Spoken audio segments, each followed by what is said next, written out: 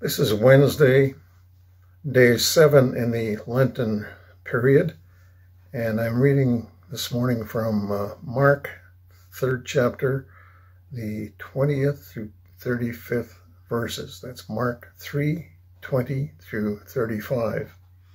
And I'm reminded as I'm reading this that the Lenten period is not just simply a time of giving up something and being religious, but it's really a period of time during which we prepare for the celebrations of Easter and all of that incredible time entails. And really, it's a time for me to take steps to draw closer in my relationship with the Lord and become more like Him. That's really what it's all about. So with that in mind, let's look at what the Word says. Then Jesus entered a house, and again a crowd gathered, so that He and His disciples were not even able to eat. When His family heard about this, they went to take charge of Him, for they said, "He is out of his mind." And the teachers of the law who came down from Jerusalem said, "He is possessed by Beelzebub. By the prince of demons he is driving out demons." Jesus called them and spoke to them in parables. "How can Satan drive out Satan? If a kingdom is divided against itself, that kingdom cannot stand.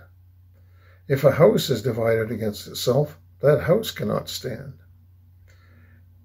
And if Satan opposes himself and is divided, he cannot stand. His end has come.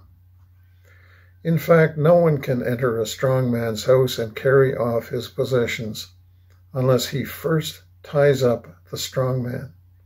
Then he can rob his house.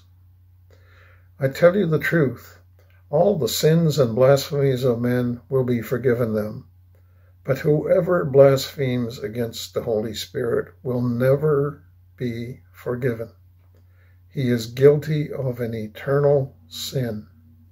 He said this because they were saying he has an evil spirit. Then Jesus' mother and brothers arrived. Standing outside, they sent someone in to call him. A crowd was sitting around him, and they told him, "Your mother and brothers are outside looking for you." "Who are my mother and my brothers?" he asked. Then he looked at those seated in the circle around him and said, "Here are my mother and my brothers. Whoever does God's will is my brother and sister and mother." May God add His blessing to this word.